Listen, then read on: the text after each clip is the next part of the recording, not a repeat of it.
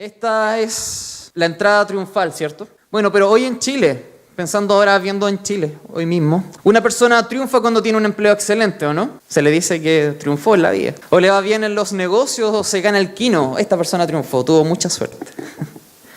A veces para lograr esto, hay una frase que se dice, el fin justifica los medios. El fin justifica las boletas truchas, el fin justifica la información privilegiada, la colusión. Porque el éxito es uno, el triunfar en los negocios. Tener éxito es ser una persona normal, pero poderosa. Habrán escuchado eso antes. Soy una persona, pero poderosa. Pero en el caso de Jesús se le considera como entrada triunfal, pero al ingreso a una ciudad en la cual iba a ser condenado a muerte, a una muerte muy horrenda, muy dolorosa, la muerte de cruz. Por lo tanto, entrada triunfal, no entiendo el título aún. Entrada triunfal a eso. Pero ahora le pregunto, ¿qué es lo que querrá decirnos Jesús con su entrada a Jerusalén?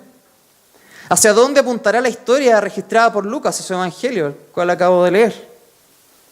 Porque la preparación, celebración, reprensión y llanto que hace Jesús sobre Jerusalén, ¿para dónde van estas cosas?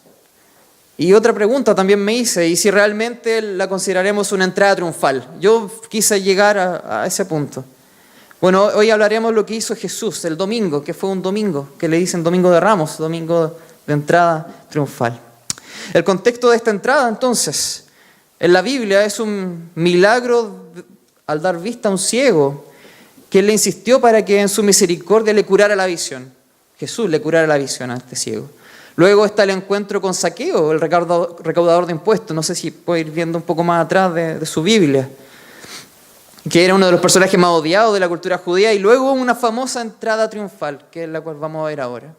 Pero en este tiempo se estaba viendo un ambiente, o viviendo un ambiente importante, como lo deja claro Lucas 19:11. Y es importante este texto. Este versículo porque dice, así la palabra del Señor, oyendo ellos estas cosas, prosiguió Jesús y dijo una parábola, por cuanto estaban cerca de Jerusalén, y ellos pensaban que el reino de Dios se manifestaría inmediatamente. Este texto deja como la sensación de que hay una expectativa, como una ansiedad, como un ambiente de que llegó nuestro Mesías. Ellos están esperando que el reino se estableciera otra vez, que el reino prometido de David, que no iba a tener fin, iba a ser otra vez restaurado en los judíos, en medio de los judíos. Y también, junto a lo que leíamos en Lucas, hay al menos en esta historia 3 personajes. Donde podemos ver a 3 tipos de personas, 3 tipos de expectativas. Por un lado están los discípulos que se alegran al reconocer a Jesús, a ese rey libertador. Por otro lado, los fariseos que acompañaban queriendo evitar un conflicto muy probable con los romanos, pero también con una intención personal para no perder sus beneficios que tenían los líderes judíos en esa época junto con los romanos.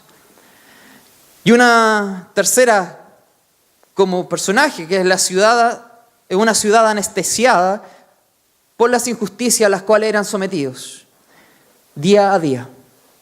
Entonces veamos para dónde va esto. Creo que la entrada contracultural de Jesús, que es el título del sermón, en primera característica desarma nuestro triunfalismo. Y ahí sí pueden estar dentro de los versículos 28 a 36. Bueno, Betania queda aproximadamente 3 kilómetros de Jerusalén. ¿Usted ha caminado 3 kilómetros alguna vez? ¿No? ¿Sí? Es mucho, ¿no?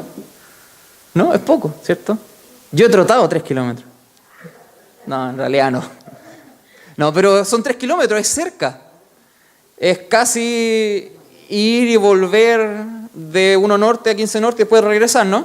Sería como eso. Bueno, pero Jesús estaba aquí, iba subiendo al Monte de los Olivos, camino a entrar a Jerusalén. Interesante esta escena porque Jesús la preparó de mucho antes, desde su inicio de su ministerio. ¿Y qué hace Jesús? Manda a 2 discípulos. De acuerdo a la profecía de Zacarías, se van a encontrar con algo. Zacarías 9:9 profetiza esto. Esto es el cumplimiento profético que les sirve y les serviría de señal a los judíos para entender que Jesús es el Rey prometido, el justo, el Salvador y el humilde. Cuando uno habla de judíos, ellos, recuerdan, hay una transmisión oral, ellos se manifestaban la transmisión oral de la enseñanza de la Escritura y ellos tenían en su inconsciente todas estas profecías.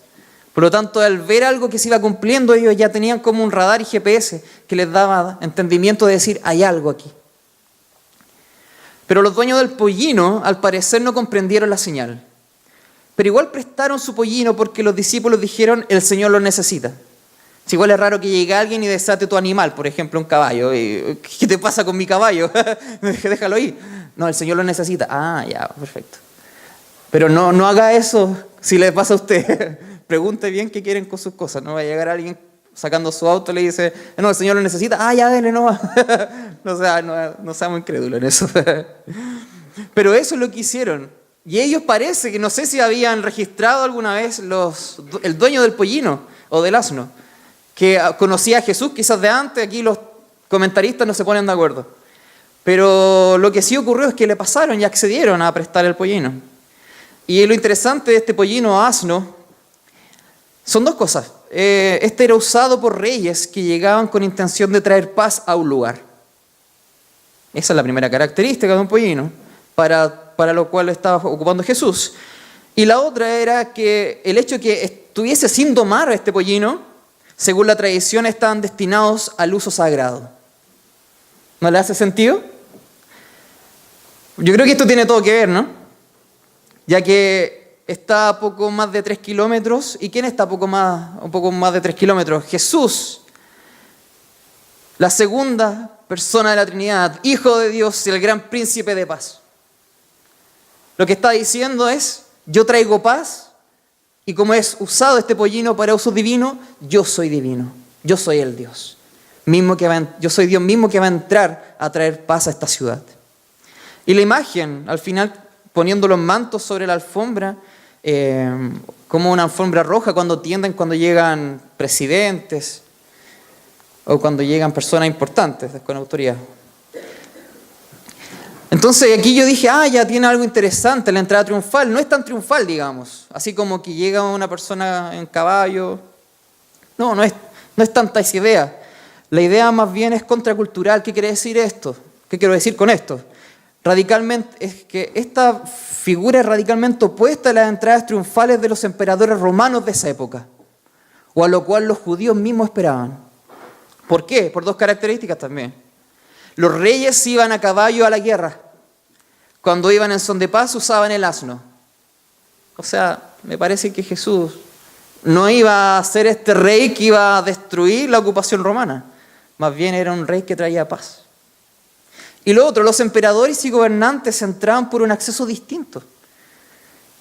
Jerusalén estaba dividida. Había el sector de romanos, donde estaba la casa del palacio del gobernante romano, y estaba el templo. Todos los que triunfaban o llegaban y que eran recibidos como héroes entraban por la parte romana de Jerusalén. Porque era la Roma de ese tiempo, en ese lugar y donde estaba situado el poder de esta Roma como delegación de Roma. Pero Jesús entró por el templo, por el lado y acceso del templo. Y el pueblo ansiosamente quería un libertador terrenal, pero el problema es que ellos no tenían conocimiento de su profunda esclavitud espiritual. Ahora les pregunto, hermanos, ¿cuáles son tus expectativas con el cristianismo? Es para mí la pregunta que me vino mediante cuando estudiaba el texto. ¿Cuáles son tus expectativas con el cristianismo? ¿Estás esperando que el venir a la iglesia y decir que crees en Cristo te hará victorioso en todo? ¿Crees o piensas esto? Que la entrada triunfal, como dice el texto no es texto de lo negrito, no es inspirado, así que alguien lo puso ahí para ayudar en la referencia. Pero, ¿usted está esperando una entrada triunfal a sus problemas? Creo que ese no sería el sentido, hermanos. Me parece que no. Por lo tanto, creo, hermanos, que no debemos mercantilizar a Jesús. No nos dejemos llevar por esta cultura consumista y exitista, que pone o busca poner a Cristo como un medio y no como un fin. no como nuestro fin último, solo como un instrumento para lograr algo. Tenga cuidado con esto, porque esto es un pecado, hermanos. Poner a Cristo como medio para lograr algo es un pecado. Cristo es nuestro fin último, de nuestra adoración y de todo nuestro ser. Y no confundamos también, porque también si es un pecado debemos arrepentirnos. Si usted ha hecho alguna vez y considerado a Jesús como esto, arrepiéntase. Debemos arrepentirnos y decirle, Dios, perdón por considerar a tu Hijo como un medio para algo más. Y no nos confundamos, hermanos. Cuando Pablo dice en Romanos 8:37 que somos más que vencedores, es solo por medio de Cristo. Y la victoria consiste en que nada nos separará de Dios ni de su amor. Esa es la victoria. Estamos redefiniendo ahora, más bien quizás la entrada cultural no tiene tanto un sentido de victoria en sí mismo, sino más bien de depender en alguien más que llevó la victoria por mí. Esto hace que no sea tan distinto tampoco los vicios de esa época a los vicios de la nuestra. El hecho de que los mismos que recibieron a Jesús como su rey y que lo sentaron en ese pollino son los mismos que le dijeron dentro de la ciudad, crucifíquenle, porque no me dio lo que nosotros necesitamos. Tengamos cuidado, hermanos, con eso. Cuando nosotros ponemos a Jesús, no ya en un pollino, sino en nuestro corazón, y lo hacemos y lo sentamos en nuestra silla de la voluntad, no nos vamos a estar viendo después sacando a Jesús y sentándonos nosotros. Por eso les preguntaba, hermanos, ¿cuáles son sus expectativas con el cristianismo?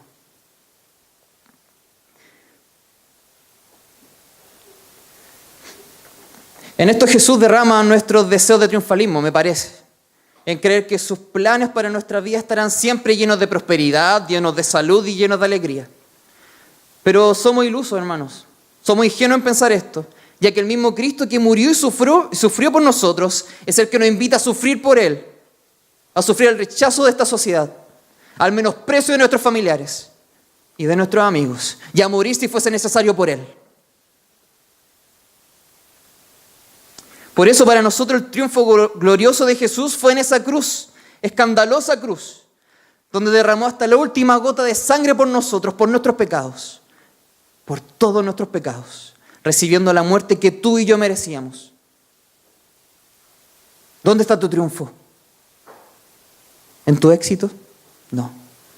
Nuestro triunfo es Jesucristo. Es aquí donde la gracia de Dios se hizo explícitamente visible en una cruz, sellada por la resurrección y confirmación de la victoria de Cristo sobre la muerte. Ahí hay triunfo. Ahí hay triunfo. No hay triunfo en tus expectativas cumplidas, no hay triunfo en tu salud que se sana. El verdadero triunfo está en Cristo, nuestro único Señor y Salvador. Si Él nos da una bendición, agradezcamos por esa bendición, pero no hagamos de esa bendición nuestro ídolo. Y ahí estaríamos pecando. Por tanto, hermanos, dejemos de ser triunfalistas de acuerdo a nuestra cultura exitista y confiemos en la voluntad de Dios para nuestras vidas. Creo que esa sería como la primera idea que nos dice el texto. Una segunda idea, la entrada contracultural de Jesús expone nuestros legalismos. En el 39 dice, entonces algunos de los fariseos de entre la multitud le dijeron, Maestro, reprende a tus discípulos. Caminando sobre el monte, cerca ya, un relato, llegaba al monte de los olivos, era sentado por los discípulos sobre un asno, y ahora sigue el camino, subido sobre el asno y caminando junto con los discípulos y un grupo de fariseos. La multitud estaba compuesta también por ellos. Ellos habían acompañado a Jesús durante todo su ministerio y comprendían que las señales eran las profetizadas por Isaías y que la entrada había sido profetizada por Zacarías 9:9. ¿Y qué dice Zacarías? Dice, alégrate mucho, hija de Sión, da voces de júbilo, hija de Jerusalén. He aquí tu rey vendrá a ti, justo y salvador humilde, y cabalgando sobre un asno, sobre un pollino de asna. Por lo que en sumatoria básica para un judío con todos estos datos sería, este es el Mesías. Para un judío usted le plantea eso y dice, sí, este es el Redentor. Por algo también lo estaban recibiendo como un rey. Por eso, previo a la entrada contracultural de Jesús, él venía haciendo milagros y confrontando con parábolas a los líderes religiosos, quienes no podían negar los milagros de Jesús y menos evitar que la multitud lo seguían. Por más que intentaron los fariseos de decir no sigan a este, no lo podían hacer, porque tenían miedo de la respuesta del pueblo que sí creía. Los discípulos que vieron los milagros se entusiasmaron con la idea de que este Jesús sería el Rey Libertador. Por eso a voz en cuello gritaban, y en los textos también nos dice: bendito sea el que viene en el nombre del Señor. Incluso los discípulos creían que su entrada a esta gran capital transformaría su triste forma de vivir, constantemente sometidos por otras naciones. En el fondo, que liberarían el yugo romano que ellos tenían en ese momento. Pero no pensaban de esta manera los fariseos, ya que si llegara ese ungido rey, perderían toda su autoridad, poder y privilegios obtenidos mediante acciones dudosas. Es raro que yo me relacione de par a par con los que me someten, ¿no? Bueno, estos estatus que tenían los fariseos se entendía que estaban en un nivel muy alto, relacionándose con política, relacionándose con autoridades. Y al parecer eso uno le agarra cariño a veces. Pero no pensaban de esta manera los fariseos, hermanos, como la idea de los discípulos. Por lo tanto, los legalismos, ¿qué son legalismos? Los legalismos consisten en darle autoridad divina a tradiciones o interpretaciones humanas no bíblicas. Ojo ahí, ojo ahí.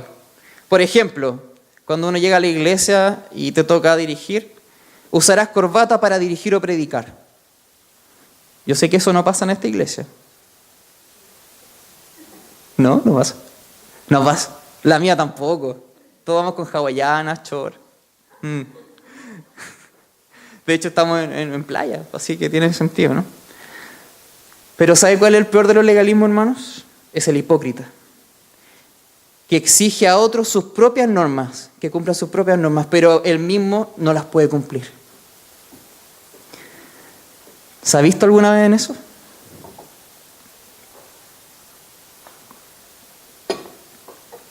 Yo creo que los discípulos nunca pudieron comprender correctamente la visión de Jesús, pero yo creo que lo que menos hicieron los fariseos es intentar comprenderla, que trataron por todas las formas de detener a los discípulos. Yo creo que por su gusto de poder y de la mala política los cegó y le impidieron ver todas las señales que eran muy claras respecto a que Jesús realmente era el Mesías. Y trataron de acallar a la multitud con el fin de no alertar a los romanos para evitar más opresión sobre el pueblo y perder sus privilegios. Ellos estaban más preocupados de lo que ellos eran en ese momento, políticamente hablando, que lo que podía ser este verdadero rey. Y esta clase de legalismo de los fariseos, y al igual que el nuestro, nace de una fe carente de valor y de significado. ¿Qué quiero decir con esto? Que esa fe carente de significado y de valor, que solo busca mantener su autoridad y poder por sobre el reconocer al Evangelio de Dios. Esa fe carente de significado y de sentido, que solo busca mantener el control de las masas por sobre la verdadera libertad en Dios. Y aquí tenemos que tener cuidado, hermanos, porque en nuestra iglesia fácilmente podemos caer en actitudes legalistas, más aún los líderes. Tengamos ojo con eso. Es esto, el legalismo hace que nos alejemos de Cristo y de su verdad. Es el legalismo que nos hace olvidar que Jesús preparó todo para cumplir la promesa del Mesías prometido, para ser nuestro Salvador, tu Salvador y mi Salvador. Pero que todos trataban de callar y ocultar, incluso matar como lo hicieron el día viernes, que vamos a recordar después. En el fondo, hermanos, así de simple, el legalista se escuda en sus normas, tornándose su propio Señor.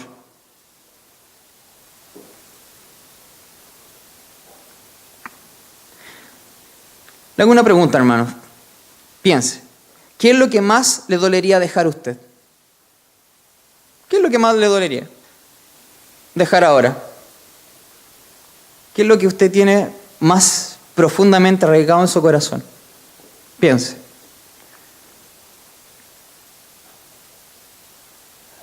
¿Ya lo pensó? Bueno, le cuento algo. Ahí tienes puesto tu corazón. Ahí tienes puesta tu adoración. Por lo tanto, tú vas a dar tu vida por eso. Y te aseguro que terminarás haciendo lo que sea para proteger ese ídolo. Cristo ya murió, resucitó, fue glorificado por ti. Ahora dime, ¿qué cosa le estás dando mayor valor o importancia en tu vida? ¿Tiene mayor importancia que esto? ¿La muerte, resurrección y glorificación de nuestro Señor? ¿Tiene más importancia que lo que hizo Jesús o lo que tú crees que es más importante en tu vida? Llevamos nuestras vidas no tan distintas como los fariseos, hermanos, y aquí podemos hacer un símil. Podemos decir que nosotros somos los fariseos de esa época. Pero nos disfrazamos bien como cristianos y esto lo hacemos súper bien, hermanos. Lo hacemos súper bien. Nos disfrazamos súper bien como cristianos. Llegamos un domingo, saludamos a todos, todo bien, paz, paz, paz, paz. Termina el culto, paz, paz, paz. Llegamos a la casa, ¿qué pasa ahí? ¿La paz se queda fuera de la puerta? La humildad, el reconocimiento de nuestros pecados, de nuestros errores, ¿dónde queda? Por eso es importante reconocer que el culto que tenemos hoy tiene que ser diario en nuestras vidas. El reconocer a Dios como Señor, el reconfesarle nuestros pecados, el pedirle por nuestras necesidades y el levantarle a Él como nuestro único Señor y Dios tiene que ser diario. Porque si lo hacemos solo los domingos somos legalistas. Nuestra vida tiene que estar rendida a los pies de Dios, completamente, día a día. Jesús nos aclara que su divinidad no se puede negar. Y si el pueblo no la reconoce, las piedras lo harán. La creación, incluso lo inanimado, clamará por los humanos para dar cumplimiento a su profecía. Él es el restaurador y redentor de toda la creación. Si la humanidad no lo hubiese reconocido, la creación misma que gime a una lo hubiese reconocido como redentor. Porque Él es el Señor sobre todo, Rey de reyes y Señor de señores. Por tanto, esta entrada contracultural de Jesús expone nuestros legalismos más ocultos que tenemos y guardaditos. Esos los regalones. Con el fin de que nos arrepintamos y reconozcamos a Jesús como el verdadero Señor de nuestra vida. Y por último, como tercera característica, la entrada contracultural de Jesús confronta nuestro individualismo. ¿Qué quiero decir con esto? Y el camino, caminamos, estamos a 3 kilómetros, empezamos a avanzar un poco y ahora estamos cerca de la ciudad. Jesús y sus discípulos siguen avanzando con los fariseos que le obligan a callar a los discípulos hacia una ciudad que vive completamente enajenada de su realidad, una ciudad que normalizó toda injusticia e incluso haciéndose parte de esta injusticia. Esa era la Jerusalén de esa época. Y como cómplice o autor, que esta misma ciudad robaba a sus propios compatriotas, que discriminaban al pobre, que deshumanizaban al leproso, que menospreciaban a la viuda y al huérfano, que estaba cegada por corrupción y ambiciones, y que le rendía honores al opresor, no al Dios, no a Jehová, no a Yahvé. Si esto es una ciudad, ¿y sabe qué hizo Jesús al ver esta ciudad? ¿Qué hizo? Está en el texto. ¿Qué hizo? El triunfador, el gran rey, lloró. ¿No es ese rey que entra a caballo con la melena larga, pelos al viento, con camisa, con barba? ¿No es ese rey? Con los ojos azules. No es el Sami por si acaso, pero tiene los ojos café. Pero entra con su caballo blanco. Hasta el caballo tiene ojos azules y entra feliz. No es ese rey. Jesús llora. Jesús lloró amargamente, tanto que se hizo parte de Jesús hasta su último respiro en la cruz. Lloró por sus hijos, lloró por su pueblo. Eso hizo Jesús. Llanto que no solo describía el estado actual de la gran capital de Jerusalén en esa época, sino también fue un llanto profético por lo que había de pasar en esta ciudad, la que sería conquistada y destruida casi por completo por los romanos en el año 70, después de Cristo. Por lo tanto, esta ceguera es la que nos lleva a la destrucción completa de la ciudad, a la muerte de muchos judíos. Es una realidad dura para Jesús, que por la corrupción de sus corazones no le pudieron o no quisieron reconocerle como el Mesías que esperaban. Por lo tanto, esa paz que traía este rey, este Mesías, esa paz que no conocieron y no conocerán porque no creen en Jesús como Salvador y Señor sobre todo. Esa paz que piensan no necesitar al creer que basta con tenerse a sí mismo para vivir plenos. ¿Hemos estado y hemos sentido eso? ¿Que nosotros mismos somos suficientes? Ojo ahí, hermanos. Usted mismo no puede traer paz a su vida. El único que puede traer paz a su vida es Cristo y su sacrificio. ¿Pero qué tipo de paz? ¿Qué tipo de paz? Pero Jesús trajo la verdadera paz que sus corazones necesitaban y que tu corazón y mi corazón necesitaban. Es la paz con Dios. Es la restauración de la relación entre la humanidad con Dios a través de su Hijo Jesucristo. Ellos no entendieron esto porque solo veían el exterior. Ellos querían tener un reino restaurado, pero lo que trajo Jesús es paz con Dios, porque su esclavitud espiritual era más profunda que la esclavitud opresiva que estaban teniendo por los romanos. Pero ellos no comprendieron eso. Y nosotros, hermanos, como iglesia, ¿comprendemos eso? Debemos comprender esto, hermanos. Comprendamos esto. Tu corazón es esclavo del pecado. Da lo mismo en este momento para la entrada de Jesús y triunfal de Jesús. Si tú estás pasando por un momento difícil, tú tienes un problema más profundo que ese problema. Es tu corazón. Estás centrado en Cristo. Estás dependiente de Él. La escena bélica de estos versículos, que es una escena muy horrenda, hermanos, es terrible lo que describe Jesús. Nosotros no podemos ver, ya, sitiaron, ya, pusieron vallas. ¿Sabe qué significa eso? Que Jerusalén pasó hambre, que niños murieron, que personas murieron de hambre. Eso está diciendo Jesús. ¿A causa de qué? De su propio pecado, de su falta de reconocimiento del Mesías. Una ciudad sin abastecimiento de provisiones. ¿Para qué? Para debilitar a todos los que viven dentro y luego atacarlos sin sufrir una gran resistencia. Esta estrategia militar fue aplicada por los invasores romanos en el 70, como ya lo había dicho. Y acá el llanto de Jesús es expresión de que si lo hubiesen reconocido como el verdadero Mesías, habrían recibido la verdadera paz divina, la que el mismo príncipe de paz le trajo de acuerdo al plan de Dios y no de acuerdo a las expectativas y legalismos humanos. ¿Qué esperanza estás esperando tú de Dios? ¿De acuerdo a tus expectativas o la paz que Dios quiere darte? Es el llanto de Jesús que nos confronta con nuestra manera de ver nuestra ciudad. Jesús, viendo la ciudad, lloró. Por lo tanto, nos está haciendo a nosotros como iglesia confrontarnos para ver de la manera en que Jesús ve la ciudad. Y que nos muestra nuestra debilidad al no sentir pena por las personas que viven perdidas en nuestro barrio, que viven perdidas en estas calles, en estos pasajes. Jesús lloró por esas personas. Y como iglesia estamos llorando por esas personas. Y como iglesia estamos haciendo algo por las personas que tenemos al lado.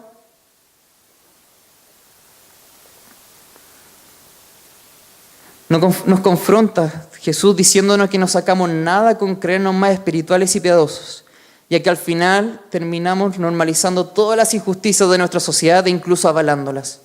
Nuestro silencio es cómplice ante la injusticia de esta sociedad. Por eso es necesario apartarnos un poco de la ciudad. Mi propuesta, apartémonos un poco de la ciudad y miremosla. Meditemos en nuestra vida y contrastemos nuestra sociedad y cultura con la Biblia. Creo que es un buen ejercicio. Jesús vino a servir y no a ser servido. Y su servicio consistió en dar su vida por nosotros, por sus escogidos. Por lo tanto, Jesús lloró por la ciudad. Ahora, ustedes y nosotros, hermanos, ¿nos hemos puesto a pensar en Viña del Mar? Viendo sus injusticias, violencias, asesinatos, estafas, sobornos, entre muchos. Pero, ¿sintió pena por eso? ¿Sintió pena por ver a personas sumidas en esa realidad injusta? ¿Sintió angustia? ¿Sintió impotencia? Yo siento impotencia un poco. Yo siento impotencia. ¿Pero sabe de qué? De la injusticia. De la injusticia. Me parece que como iglesia hemos normalizado ciertos pecados de nuestra sociedad. Incluso la indiferencia ha entrado en nuestras iglesias. Esto es terrible, ya que hemos sido llamados a proclamar la verdad denunciando la mentira, hermanos. Interesarnos por el otro, mirar al necesitado, al oprimido, salir de nuestra indiferencia e individualismo como iglesia y abrir nuestros brazos y abrazar a nuestra ciudad con brazos de amor y servicio. Ese es nuestro llamado, hermanos. Ese es nuestro llamado.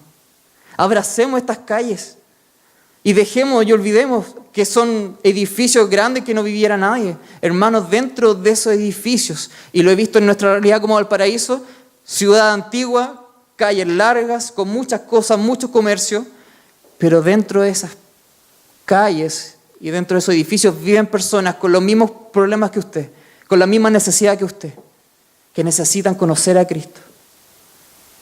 ¿Acaso ellos no necesitan escuchar el mensaje de reconciliación? ¿De amor de Cristo? Que Él murió y resucitó por nosotros. Ellos necesitan escuchar el mensaje.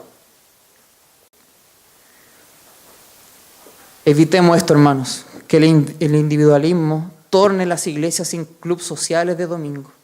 No somos eso. Y lo podemos demostrar actuando. Actuando.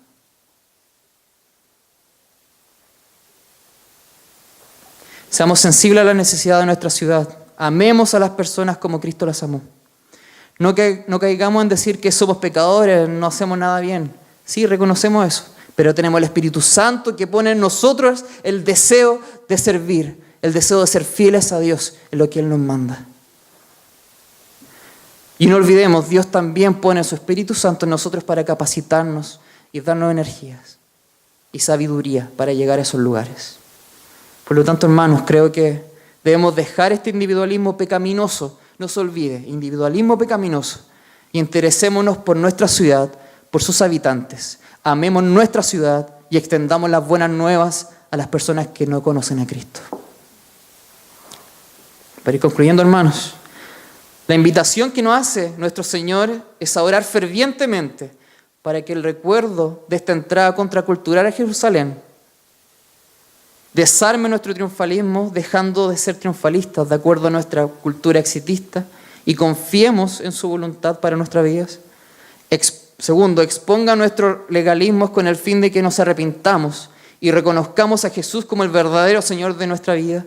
Y tercero, confronten nuestro individualismo con el objetivo de interesarnos por nuestra ciudad, sus habitantes, amando nuestra ciudad y extendiendo las buenas nuevas a las personas que carecen de Cristo. Hermanos, ¿estarías dispuesto a que esta entrada triunfal contracultural de Cristo cambie tu triunfalismo, tu legalismo y tu individualismo por el completo señorío de Dios en tu vida? Oremos por eso, hermanos. Oremos por eso.